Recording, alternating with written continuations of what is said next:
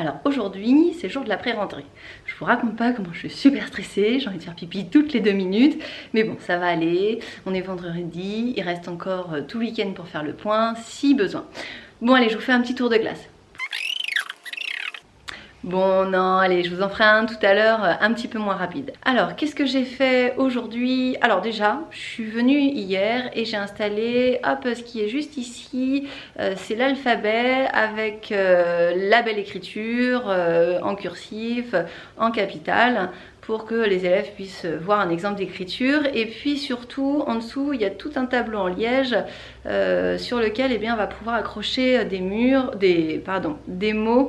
Donc ça s'appelle le mur des mots. En fait, tout simplement, je vous montre comment j'ai installé ça hier.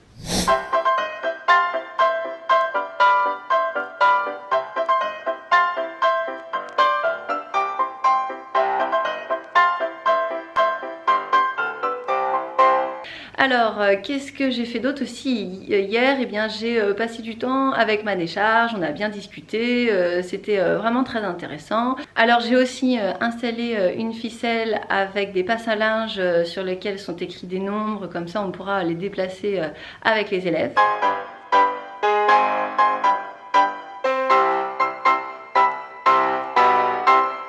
Voilà du coup pour hier. Et puis aujourd'hui, on s'est réunis avec les collègues autour d'un petit café. La directrice nous a acheté des croissants, c'est top, merci beaucoup. Et puis elle nous a donné tous les papiers à donner aux élèves pour la rentrée, ce que je vous avais parlé dans mon cahier classeur de l'enseignant.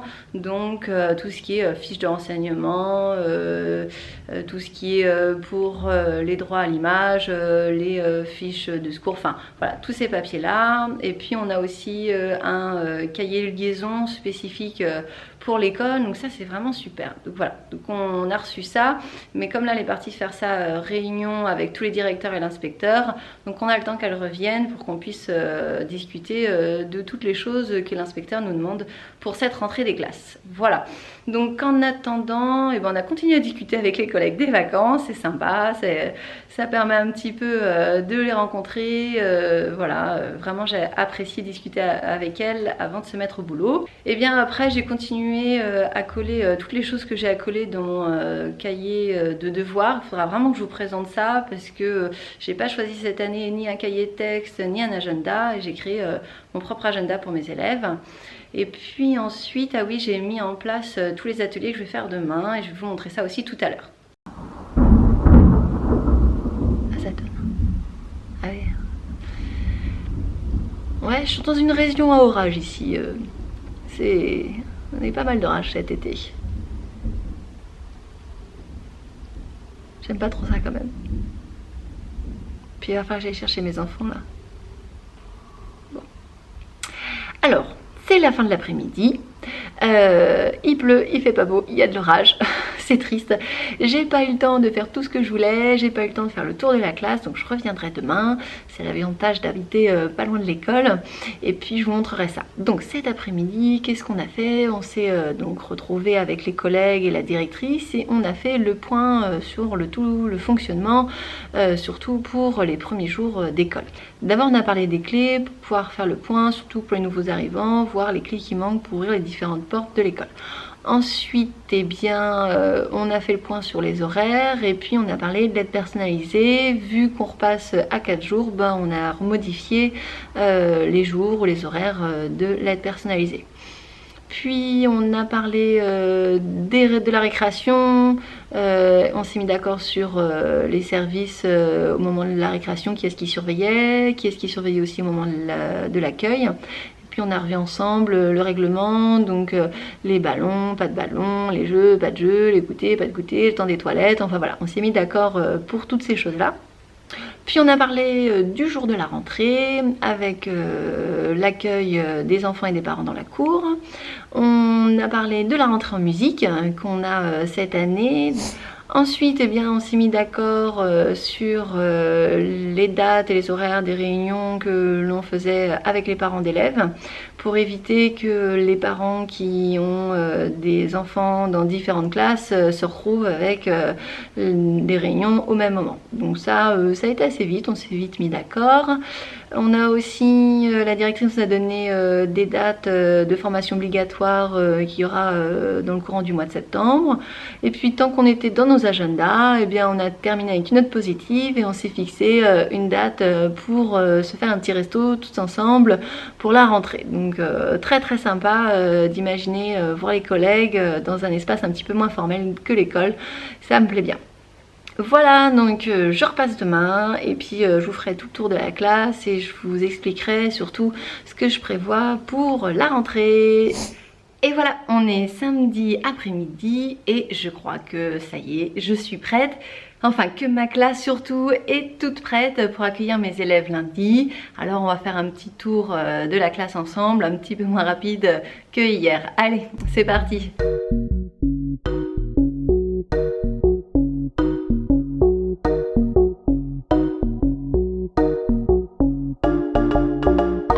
Ce petit coin lecture qui se trouve juste en face de l'entrée et qui j'espère va donner aux enfants envie de lire pour toute l'année. C'est un espace dans lequel ils pourront aller pendant les temps d'atelier ou alors les temps d'autonomie pour choisir des livres de leur choix. Donc les temps d'atelier durent entre 20 et 30 minutes, qu'il faut quand même qu'ils puissent être à l'aise pour lire leurs livres. Donc j'ai voulu quelque chose quand même d'assez confortable et cosy. Du coup j'ai acheté des petits poufs chez Centracor pour 15 €, des petits coussins pour 3-4 € chez Ikea. J'ai trouvé aussi des petits paniers comme ça qui coûtaient un peu une dizaine d'euros chez Action. Et puis ce fauteuil là qui est à la base de chez Ikea, je l'ai acheté à 2 € en brocante. Alors dans ce coin lecture, les élèves vont lire que je leur propose pour l'atelier et puis aussi ils pourront répondre à leur questionnaire de compréhension en s'appuyant sur ces supports et puis avec des stylos que je mettrai à disposition dans ce coin. Donc ici on ne fera pas que lire, on pourra aussi écrire par rapport aux lectures que l'on fait. Si jamais les élèves sont dérangés par le bruit de la classe, vu qu'on est en atelier, tout le monde n'est pas en train de lire en même temps, il y en a qui feront des jeux et donc du coup ça sera plus bruyant. J'ai acheté des casques comme ça qui valent entre 4 et 5 € sur internet. Ainsi les élèves pourront du coup s'isoler phonétiquement. Voilà du coup pour l'espace lecture. Je vais vous montrer tout de suite le reste de la classe. Alors juste à côté du coin lecture, sur le mur, il y aura une frise numérique avec des pinces à linge que les élèves pourront utiliser, manipuler et qu'ils manipuleront d'ailleurs déjà lundi. On retrouve au fond à côté de mon bureau un espace ordinateur, voilà.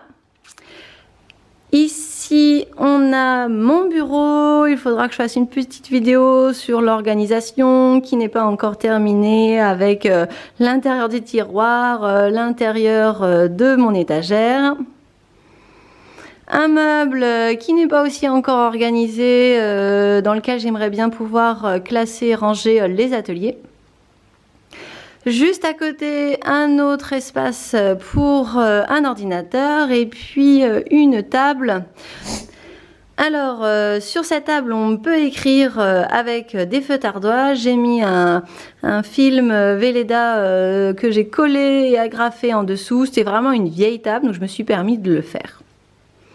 Juste à côté de la table sur laquelle on peut écrire, il y a l'évier avec toute la peinture en dessous, les pinceaux, les petites éponges et puis aussi les verres. Voilà, donc il y a tout le nécessaire pour peinture. Il y a une réserve dans les armoires.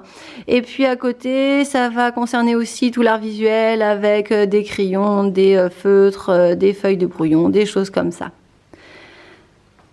Juste à côté, donc, il y a une armoire dans laquelle il y a énormément de réserves de cahiers, de peintures, de choses d'art visuel. Donc, j'avais deux grandes tables très encombrantes. Comme c'est une armoire dans laquelle je n'y vais pas souvent, eh bien, j'ai mis cette table encombrante. Pour l'instant, j'y ai placé tous les cahiers que je vais distribuer au fur et à mesure de cette semaine de rentrée. Ici, juste à côté, donc il y a une grande table qui va vite servir. Cette table, elle sera surtout pour tout ce qui est atelier de questionner le monde. En attendant, j'ai mis un grand coloriage commun pour toute la classe. Si jamais un groupe a terminé son atelier, il pourra commencer à venir faire du coloriage. Voilà, pour la classe. Juste à côté, eh bien, on retrouve 3 étagères. Ces 3 étagères me serviront à ranger mes ateliers. La première ici servira à ranger les ateliers de questionner le monde. Alors on retrouve déjà tout ce qui est géographie ici. Et puis là j'ai un vieux téléphone. Donc bon, pour l'instant c'est pas encore bien organisé puisque j'ai pas lancé les ateliers de questionner le monde. Et ici j'ai mis les ateliers que j'ai prévus pour la rentrée. À droite, il va y avoir l'étagère pour tout ce qui concerne le français. Et puis, encore à droite, eh bien, ça va être l'étagère pour tout ce qui concerne les mathématiques. Voilà, il y a déjà pas mal d'ateliers de préparés pour l'année. Voici donc mon mur vu d'un petit peu plus loin. On retrouve donc mes 3 grandes étagères pour questionner le monde, français et mathématiques. On a une grande frise numérique qui va jusque 100, qui restera donc affichée. On peut la cacher. Donc là, j'en ai caché une partie. Il faudra que je continue parce que le jour de la rentrée, eh bien, il y aura des petits ateliers, des petits jeux pour remettre dans l'ordre des nombres. Donc je vais cacher pour voir où ils en sont. Ensuite après, eh bien au-dessus il y a l'alphabet écrit en script, en capital et puis aussi en cursif avec les belles lettres majuscules pour que les élèves puissent se repérer. Alors d'ici on voit pas très bien, mais en réalité on voit quand même assez bien. Alors derrière la porte d'entrée, on retrouve un affichage sur le conseil des élèves qu'on mènera chaque vendredi dans l'après-midi. Et les élèves donc pourront mettre les petits mots, les choses qu'ils ont envie de discuter pendant ce conseil des élèves. Ici donc on a une réserve de petits mots, ils pourront compléter et indiquer ici. Donc là on a je félicite, je remercie, en dessous j'ai un problème et après en dessous vous voyez pas, je veux discuter de. Donc voilà, je vous en reparlerai quand on aura commencé à faire ces conseils d'élèves et voir comment ça se passe, comment ça s'organise et concrètement ce que c'est. Voilà. Alors voici donc le tableau. On a ici l'affichage pour le nombre du jour. Alors là j'ai tout mis, mais on va pas tout faire pour l'instant dès la rentrée. Donc ça tout se défait. Hop, comme ça les élèves aussi peuvent les prendre et puis les replacer une fois qu'ils les ont manipulés. Voilà, ici le cochon il faisait faire, on peut mettre les pièces. Ces affiches-là, ça m'a été inspiré du blog Chez Crevette et puis aussi de Lutin Bazar. Donc voilà pour le nombre du jour. On a donc le tableau blanc pour le TBI, on fait écrire au Véleda dessus. Là, il y a tout ce qui est calendrier avec tous les jours, tous les mois de l'année qui sont ordonnés pour que les élèves puissent se repérer dans le temps. Ici, on a un calendrier perpétuel que l'on peut effacer au feutre Véleda et placer les nombres dans la semaine. En dessous, on a des calendriers aussi que les élèves vont remplir. Je vous en avais parlé quand j'ai fait la vidéo du classeur de l'enseignant. Donc ça, j'ai repris pour une séance de chez Lutin Bazar qui est assez bien faite et qui permet aux élèves de construire le calendrier pour toute l'année avec les jours de vacances, avec les anniversaires des copains et tout ça. Ensuite à droite, eh bien, ça sera un tableau qui sera surtout pour tout ce qui est l'organisation des ateliers. Donc chaque table a un code couleur et puis là on a les élèves. Alors j'ai, histoire de visualiser plus facilement les élèves, j'ai les CE1 qui sont rouge-orange là. Et puis je vais avoir les CE2 avec les deux couleurs. Alors comme ils sont 16 et qu'il y a 8 garçons, 8 filles, et bien j'ai fait les filles en jaune et les garçons en vert. Ça me permet visuellement de repérer les élèves plus facilement. Donc je vais vous montrer du coup sur les tables le fait qu'elles aient des couleurs. Vous allez voir qu'il y a des formes pour chaque table et des couleurs aussi. coup, sur chaque groupe de tables, à chaque fois les tables sont regroupées par 4, qu'il y a 4 formes, triangle, rectangle, cercle et puis carré. Et ça pour chaque groupe. On retrouve là-bas du rose, donc on a du violet et du rose ici. On a du blanc par ici et là-bas du bleu. Donc ça, ce sont les 4 tables des CE2. Et pour les CE1 qui sont 7, eh bien, il y a un regroupement de 4 tables et un regroupement de 3 tables. Mais pour l'instant, je les ai regroupés tous ensemble. Voilà pour ce petit tour de classe. Voilà, je pense effectivement que ma classe est prête pour lundi. Je vais pas expliquer dans les détails ce que je vais faire pour le jour de la rentrée, mais je vous raconterai ça dans une prochaine vidéo. Alors juste pour vous dire, je vais faire un chant, on va copier le refrain du chant, on va manipuler la frise numérique et calculer du matériel en mathématiques. Ils vont s'installer dans le coin lecture pour commencer la lecture des textes Pico. Enfin voilà, plein de petites choses comme ça qui vont faire un atelier. Bien sûr, on va distribuer le matériel, on va distribuer les papiers, voilà, on va se présenter et puis on va observer les différents espaces de la classe. Voilà en gros ce que j'ai prévu pour lundi. Ça va passer assez vite, j'espère que j'ai pas trop prévu. Voilà, du coup, j'espère que ça vous a plu de me suivre pendant toutes ces journées de pré-rentrée. Oui, je dis toutes ces journées parce que il y en a eu beaucoup. Déjà, il y a eu tout l'été, vous avez vu. Et puis, je suis venue donc jeudi, vendredi évidemment, et puis samedi. J'espère que pour tous ceux qui ne sont pas enseignants, vous avez pu voir à quoi ressemblaient tous les petits rituels d'éveil de rentrée pour les maîtresses, puis aussi les maîtres. Voilà, et que vous vous rendez compte qu'effectivement, dans ma vidéo, là, je commence un petit peu à être un peu stressée. Et vous, en tant que parent ou en tant qu'élève, eh bien, voilà, cette petite appréhension de la rentrée, sachez que les enseignants, je pense que ça soit du primaire ou même du secondaire, ils l'ont quand même. Alors, il y en a un petit peu plus, un petit peu moins, comme les élèves, parce que tous, eh bien, si on est enseignant, on a envie que ça se passe bien avec nos élèves. Voilà, faut pas s'inquiéter. Une fois qu'on aura passé la porte, qu'on sera installé dans notre classe et qu'on aura commencé à tous discuter entre nous, eh bien, on va se relaxer, ça va vraiment bien se passer.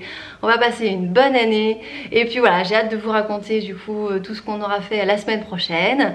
Et puis en attendant, je vous souhaite à tous une excellente rentrée. Je vous fais plein de gros bisous et puis je vous dis à bientôt pour la prochaine vidéo. Salut!